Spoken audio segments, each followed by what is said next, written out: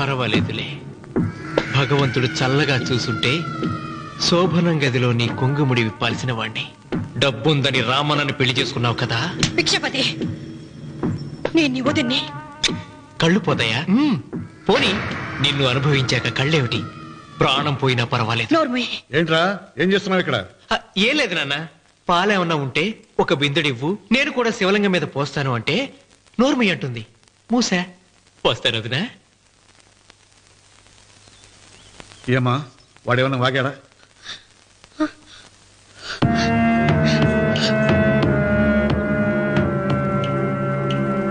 భిక్షపతి, అవును, అసహ్యంగా చండాలంగా వాగాను.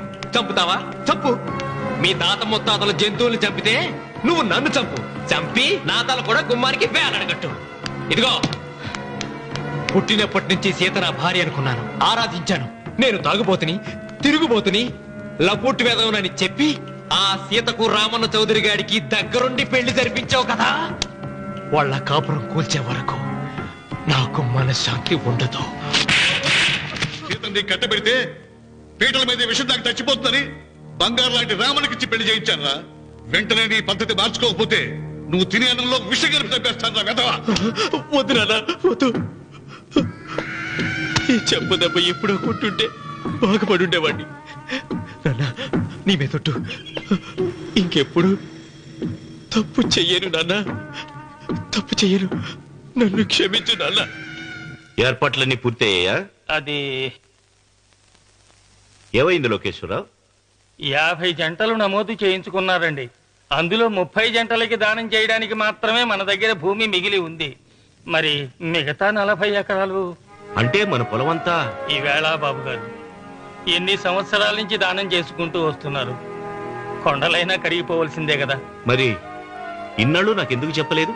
మీరు పుణ్యకార్యం చేస్తున్నారు, మిమ్మల్ని ఇబ్బంది పెట్టడం ఎందుకని. రామన్న పేరుతో 2000 ఎకరాలు ఉండాలిగా, అందులోంచి రాసేవండి. అందులో మిగిలిన 60 ఎకరాలే ఇప్పుడు రాశానండి. ఆయన పేరు మీద గజం భూమి కూడా మిగలలేదు. రేపు శుభకార్యం ఆకూడదయ్యా. నూతన దంపతులు నా ఇంటి దగ్గర నుంచి నిరాశగా తిరిగి వెళ్ళకూడదు. నాతోరా జగన్నాథం. అన్నయ్య, నువ్వు ఈ సాయం చేస్తే నా పరువు కాపాడిన వాడి అవుతావు. 40 ఎకరాలే కాదు, నా యావదాస్తి మొత్తం నాకు ఇస్తాను, నా ప్రాణాలను ఇస్తాను. లోకేశ్వరరావు, అయ్యా కాగితాలు.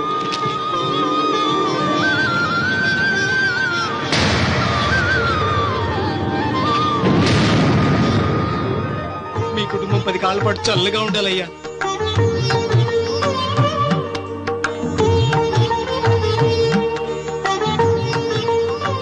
నీ పొలం వాయన దానం చేస్తాడు, పేరు తెచ్చుకుంటాడు. ఇంకా నీకే మిగులుతాది, గబ్బు లేచిపోతావు. తొందర పడకు, చూస్తావుగా. ఒరే రావుడు, ఈ భోజనాల కార్యక్రమం చూస్తుంటే నాకు తిరుపతి దేవస్థానం గుర్తుకొస్తోందిరా.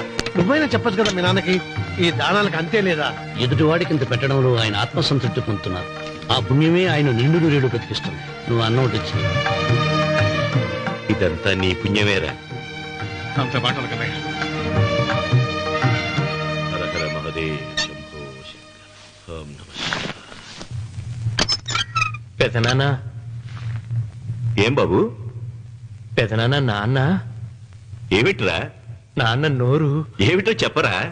మా నాన్న నోరు తెరిచి నిన్ను అడగలేక నాకు దస్తావేజీలు ఇచ్చి పంపించాడు. దేనికి? మీరు మా దగ్గర తీసుకున్న పొలానికి గాను రుణపత్రం రాయించుకు రమ్మన్నాడు.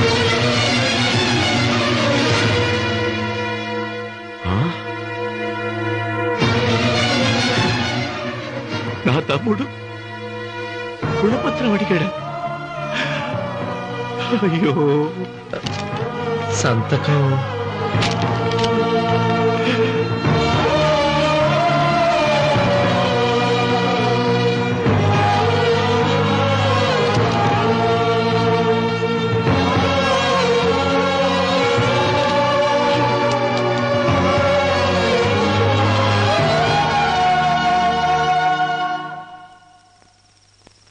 ఏంట్రా తినవేంటి? ఓహో, అన్నంలో విషం కలిపి చంపుతున్నానని భయపడి చస్తున్నావా? లేదురే, తిను.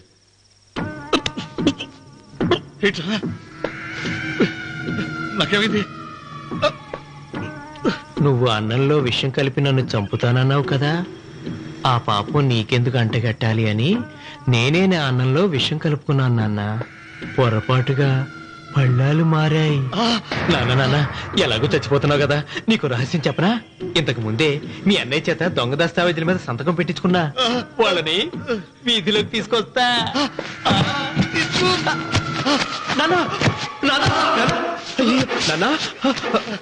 ఈ నిజం నీకు చెప్పాక నేను ఎందుకు బతికిస్తాను? నాన్న చిన్నప్పుడు నీ గుండెల మీద ఆడుకుంటే తెగ ఆనందపడేవాడు కదా, పోయేటప్పుడు కూడా ఆడుకుంటా ఆనందపడే. చల్ చల్ గుర్రం చలాకి గుర్రం, చల్ చల్ గుర్రం చలాకి గుర్రం, చల్ చల్ గుర్రం చలాకి గుర్రం, చల్ చల్. నాన్న నాన్న అయ్యో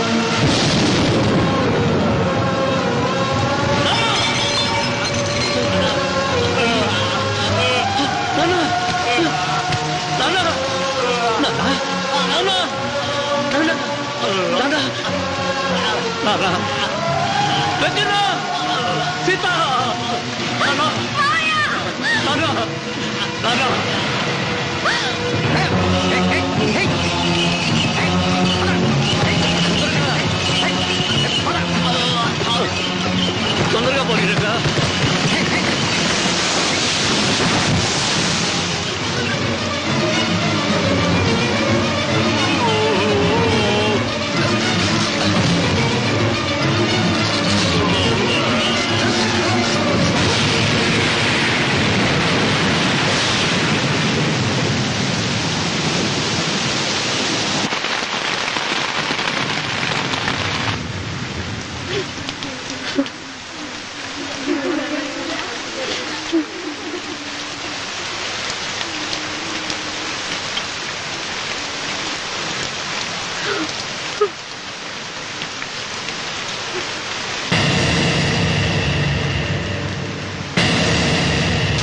అందరికీ నమస్కారం.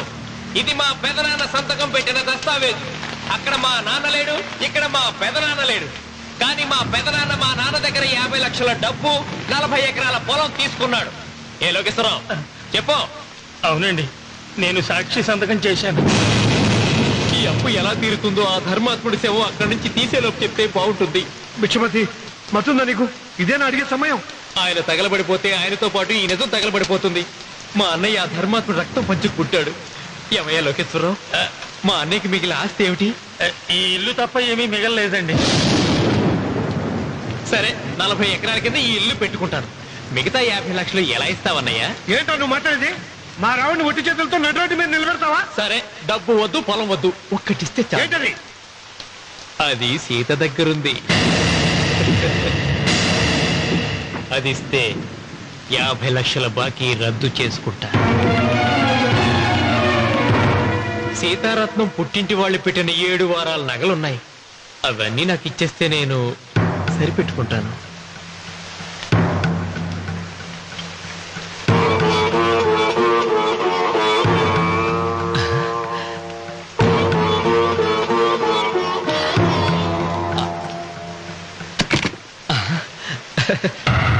అదేమిటి, నీ మెళ్ళ ఉన్న మంగళసూత్రం బంగారం కదా, అది కూడా తీసిపెట్టు.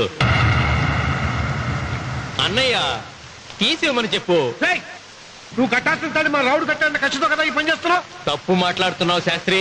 నాకు ఆ తాళి అక్కర్లేదు, ఆ 50 లక్షలు కట్టమను. మీకందరికీ చేతులెత్తి మొక్కుతున్నారు. ఒక ఐదు ఇళ్ళ 5వ తనాన్ని కాపాడండి. మీకోసం తన సర్వస్వాన్ని మీకు దానం చేసి కొడుకును ఒట్టి చేతులతో నిలబెట్టారు మా శివరామకృష్ణ గారు. మీరందరూ ఇంటి మూలంగా లాభం పొందిన వారే. ఆ ఇల్లాను మంగళసూత్రం తీయకుండా కాపాడండి. దయచేసి మీరు కొంచెం సహాయం చేయండి. భక్తులు నీకేమైనా సిగ్గుండదా? కడుపుకు అన్నం తింటాడావా, గడ్డి తింటాడావా? దానం ఇచ్చినట్టుది తిరిగి పీక్కుంటావా? ఊరికేనే ఇచ్చాడా? పుణ్యం కోసం ఇచ్చాడు. సత్యాక తిరిగి ఇవ్వమంటే ఎలాగండి? ఎవడు దానం చేయమన్నాడండి? ఒళ్ళు కొవ్వెక్కి దానం చేశాడు. అన్నం పెట్టి తిన్నది కక్కమంటే ఎలాగండి? సోము తమ్ముడిది సోకేవా అన్నగారు అనుభవించారన్నమాట. ఏమైనా నిలబడి చూస్తాడారు సిగ్గు లేకుండా? ఈయనే ఉంటే మన కునేది అని విక్కుంటారు, మనం వచ్చే పట్టుకొని అడుగు తినాలి. ఏం చూస్తాడే?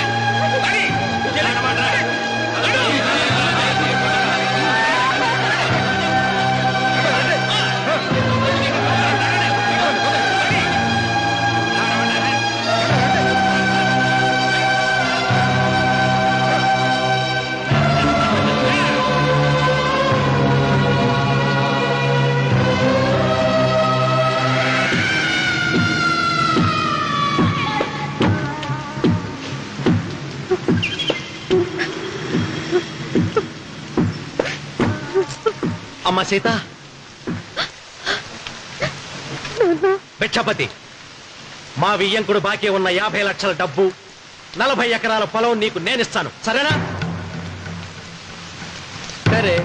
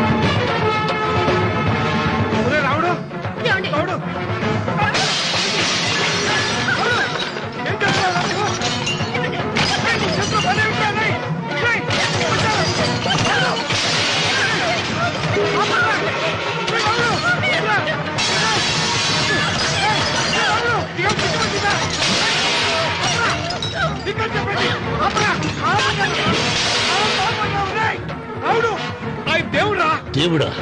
ఆయన దేవుడే అయితే 24 గంటలు శివ పూజ చేస్తూ దానధర్మాలు చేసిన మా నాన్నకు దిక్కులకి సౌనిస్తాడా? దేవుడి పట్ల అపచారం చేయటం మహాపాపం. దేవుడిని ఎన్నాడు మనం చేసుకునే ఆత్మద్రోహం. అసలు దేవుడే లేడు.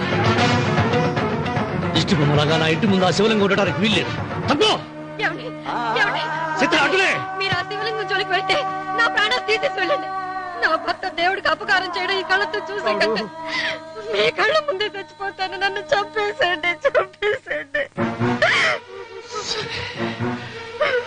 నీకు ఇంటి ముందు శివలింగం దేవుడా, నాకు మాత్రం నల్లరాయి. ఈ రోజు నుంచి నేను ఈ వీధి గుమ్మం నుంచి నడవను.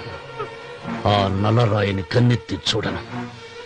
ఆ పెరటి గుమ్మమే నాకు వీధి గుమ్మం. ఇది అంగీకరిస్తుంది. నువ్వు నమ్ముతున్న దిష్టి బొమ్మ కోసం కాదా, నీ కోసం. లక్ష్మి వచ్చింది. ఇంకా సీతారామాలి. భిక్షపతి గారు తీసుకున్నది 40 ఎకరాలని, మిగతాదంతా కుట్ర అని, ఆ కుట్రలో నాకు భాగస్వామ్యం ఉందని రామన్న గారికి తెలిస్తే నన్ను చంపేస్తారండి. డబ్బు చూసేసరికి ఆశ పుట్టిందా? ఇదిగో ఈ సంగతి ఎవరికైనా చెప్పావో కోసేస్తా. భిక్షపతి, నువ్వు నాశనం అయిపోతావురా, నాశనం అయిపోతావు.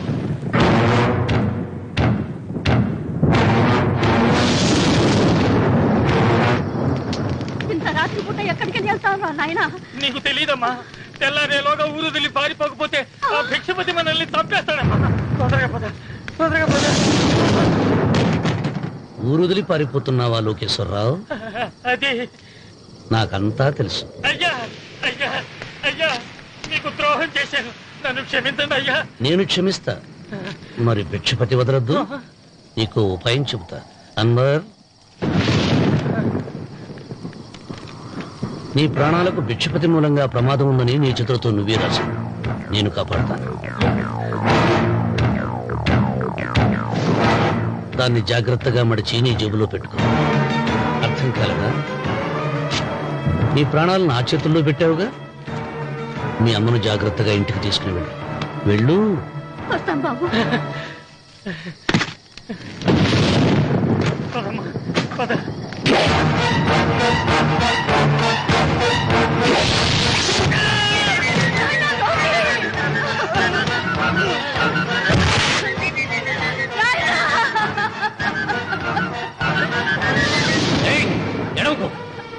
ఎడవకో. కన్నీళ్లు పెట్టేంత గొప్ప చరిత్ర కలిగిన వాడు కాదే నీ కొడుకు. అన్నం పెట్టిన మా నాన్న చావు కారణమైన వాడు. నీ కొడుకుని భిక్షపతి చంపాడని పోలీసులకు చెప్పాలి. అప్పుడే బ్రతికినంత కాలం నీకు నీ మనవరాలకి ప్రాణభిక్ష పెడతా. లేకపోతే అన్వర్, అయ్యా, వీడి శవాన్ని తీసుకెళ్లి భిక్షపతి ఇంటి ముందు పడే.